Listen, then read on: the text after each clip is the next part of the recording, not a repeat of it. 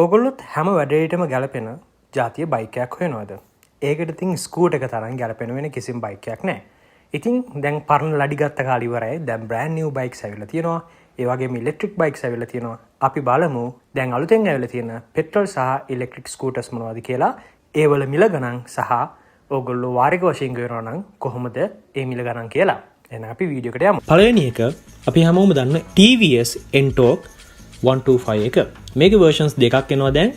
race edition එකයි normal edition එකයි. මේ දෙකේ පොඩි වෙනස්කම් ටිකක් තියෙනවා. මිලේ සහ තව පොඩි දේවල් වල වෙනසක් තියෙනවා. TVS Ntorq 125 එකේදී headlight එකේ පොඩි වෙනසක් තියෙනවා. ඊට පස්සේ race edition එකේදී මම පෙන්නන්නම් මෙන්න මේ වගේ පොඩි decals වල එහෙම නැත්නම් stickers වල වෙනසක් තියෙනවා. ඊට පස්සේ headlights දෙකේ වෙනසක් තියෙනවා. power එකේ නම් ලොකු වෙනසක් නැහැ. ඔන්න වගේ වෙනසක් තියෙන්නේ. එතකොට අපි TVS Ntorq 125 එකේ normal එකේ price එක මේ දවස්වල 7,90,000ක් වගේ තමයි වෙන්නේ. ඒතකොට down payment එක විදිහට 79,000ක් වගේ දෙන්න පුළුවන්. එතකොට race edition එකේදී මිල පොඩ්ඩක් වෙනස් වෙනවා. මිල වැඩි. සම්පූර්ණ මිල 8,39,000යි. down payment එක 1,74,000ක් වගේ තමයි දෙන්න තියෙන්නේ race edition එකේ. ඊළඟට Hero Maestro Zoom එක. මේක 110cc engine එකක් තියෙන්නේ. down payment එක විදිහට 2,12,000ක් දීලා බයික් එක ගන්න පුළුවන්. ඒ වගේ මේ බයික් එකේ full price එක වෙන්නේ 6,99,000යි 7,00,000ක් වගේ. ඊළඟට ගොඩක්ම ප්‍රසිද්ධ බයික් එකක් වෙච්ච ඒ වගේම මෑතකදී ගොඩක් ප්‍රසිද්ධ මාතෘකාවක් වෙච්ච Honda Dio 110 එක. මේකෙත් මේ දවස්වල down payment එක විදිහට 2,50,000ක් දීලා බයික් එක ගන්න පුළුවන්. ඒ වගේම බයික් එකේ full price එක වෙන්නේ 8,15,000යි. ඊළඟට අපි කතා කරමු මොනවද මේ ඉලෙක්ට්‍රික් ස්කූටර්ස් කියලා. TVS iQube S එක. මේකේ 4,500යි watt මෝටර් එකක් තියෙන්නේ. කියනවා පැය දෙකකින් charge වෙනවා කියලා. එතකොට මේකේ down payment එක විතර 50,000ක් කියලා බයික් එක ගන්න පුළුවන්. ඒතර full payment එක වෙන්නේ 7,49,000යි. ඊළඟට MNK3.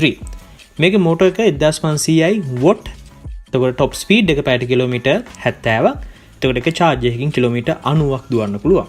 මේකෙදී down payment එක විතර 1,50,000ක් දීලා බයික් එක ගන්න පුළුවන්. ඒ වගේම බයික් එකේ full price එක වෙන්නේ 4,94,500යි. ඊළඟට e-bike G18 එක. මේකේ මෝටර් එක 2,000යි watt. top speed එක පැයට කිලෝමීටර් 70යි. එක charge එකකින් කිලෝමීටර් 100ක් දුවන්න පුළුවන්.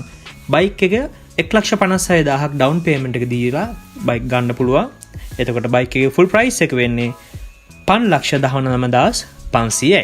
ඊළඟට e-bike ZS එහෙම නැත්නම් CS. මේකේ 12,000යි watt මෝටර් එකක් තියෙන්නේ. top speed එක පැයට කිලෝමීටර් 60යි. එක charge එකකින් කිලෝමීටර් 60ක් යන්න පුළුවන්. down payment එක වෙන්නේ 1,10,000යි. full payment එක 3,69,500යි. ඊළඟට cruiser bike එකක් තියෙනවා. මේක electric cruiser එකක් කියලා තමයි ඒගොල්ලෝ හඳුන්වලා දෙන්නේ. Milton E-Tech Cruiser.